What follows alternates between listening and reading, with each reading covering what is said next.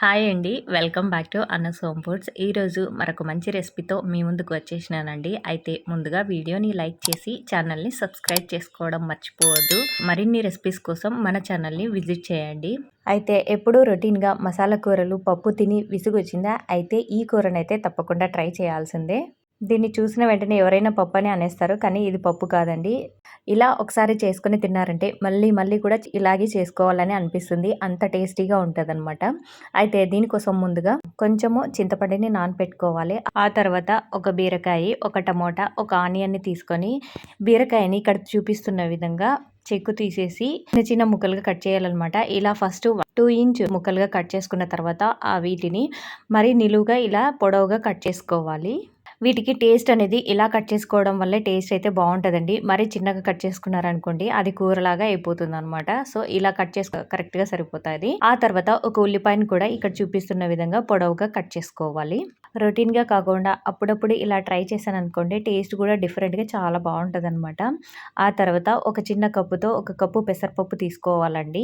ఇక్కడ నేను కందిపప్పుని యూజ్ చేయడం లేదు, కేవలం పెసరపప్పుతోని చేస్తున్నాను అనమాట. ఈ కూరకంతటికి టేస్ట్ కూడా బీరకాయలు పెసరపప్పు వల్లనే వస్తుంది.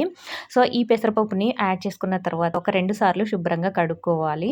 ఆ తర్వాత ఒక కప్పు పెసరపప్పుకు గాను 7 కప్పుల వాటర్ని అయితే యాడ్ చేసుకుంటున్నానండి. ఇక్కడ మళ్ళీ మనము ఏమాత్రం కూడా వాటర్ యాడ్ చేసుకోవాల్సిన అవసరం లేదు. ఈ వాటరే కూర అంతటికి కరెక్ట్గా సరిపోతుంది. ముందుగా కట్ చేసి పెట్టుకున్న బీరకాయలు అలాగే ఉల్లిపాయలు కూడా ఇందులో యాడ్ చేసుకోవాలి. ఆ తర్వాత ఇందులో ఒక 1/2 టేబుల్ స్పూన్ ఉప్పు అలాగే ఒక 1/2 టేబుల్ స్పూన్ పసుపు వేసేసి ఒక 1/4 టేబుల్ స్పూన్ ఆయిల్ కూడా వేసి బాగా కలిపి దీనిని స్టవ్ మీద పెట్టేసి ఒక 2 విజిల్స్ వచ్చేంత వరకు ఉడికించుకోవాలి. ఇవి ఉడికేలోపు పోపు పెట్టుకోవడానికి ముందుగా మనం తీసుకున్న టమోటాన్ని ఇలా చిన్న చిన్న ముక్కలుగా కట్ చేసుకోవాలి. ఆ తర్వాత మనం చింతపండు నానబెట్టి పెట్టుకున్నాం కదండి, ఆ చింతపండుని కూడా గుజ్జునంతటిని తీసి రెడీగా పెట్టుకోవాలి. ఆ తర్వాత కూరకి తాలింపు వేసుకోవడం కోసము ఒక కడాయిని పెట్టుకోవాలండి. కడాయిని పెట్టుకున్న తర్వాత అందులో 1 టేబుల్ స్పూన్ ఆయిల్ యాడ్ చేసుకోవాలి. పెసరపప్పు బీరకాయ ఉడికేలోపు ఈ పోపుని అయితే రెడీ చేసుకోవాలండి. ఆయిల్ని ఒక్క నిమిషము బాగా వేడవ్వనివ్వాలి. ఆ తర్వాత ఇందులో 1 టేబుల్ స్పూన్ ఆవాలు, 1 టేబుల్ స్పూన్ జీలకర్ర, అలాగే 3 కచ్చాపచ్చాగా దంచిన వెల్లుల్లిపాయలు, అలాగే కరివేపాకు, అలాగే ఒక 2 ఎండుమిర్చి కూడా వేసి వీటిని గోల్డెన్ బ్రౌన్ కలర్ వచ్చేంత వరకు ఒక్క నిమిషం పాటు బాగా ఫ్రై అవ్వనివ్వాలి. ఇలా ఫ్రై అయిన తర్వాత ఇందులో కట్ చేసి పెట్టుకున్న టమోటాలు ఉన్నాయి కదండి, టమోటాలను కూడా ఇందులో యాడ్ చేసుకోవాలి. టమోటాలు 2-3 నిమిషాల పాటు మెత్తబడేంత వరకు మగ్గించుకోవాలి. ఈలోగా మనకు పెసరపప్పు కూడా బాగా ఉడికిపోయిందండి. పెసరపప్పుని జస్ట్ ఒక 2 విజిల్సే రానివ్వండి, మరి ఎక్కువ ఉడకనివ్వకండి. ఇక్కడైతే నేను వీడియో తీయడంలో ఇవి కొంచెం మెత్తగా ఉడికిపోయినాయండి. ఇవి బ్యాలలాగే ఉండాలన్నమాట. ఆ తర్వాత ఇలా ఉడికించుకున్న పెసరపప్పుని మనం ముందుగా వేయించి పెట్టుకున్న టమోటాలలో యాడ్ చేసుకోవాలి.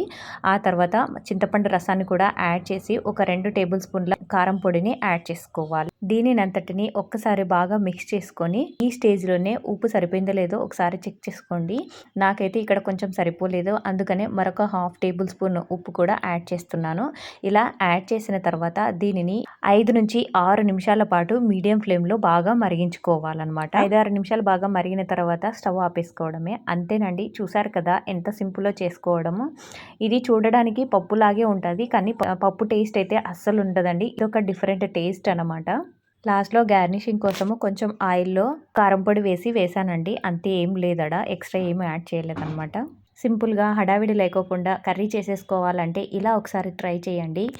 ఈ కర్రీ దానికి దీనికి కాంబినేషన్ అని ఏం లేదండి. దోశలోకి, చపాతీలోకి, రోటీల్లోకి, అలాగే ముద్దలోకి, రైస్లోకి అన్నింటిలోకి ఎక్సలెంట్ కాంబినేషన్ అనమాట.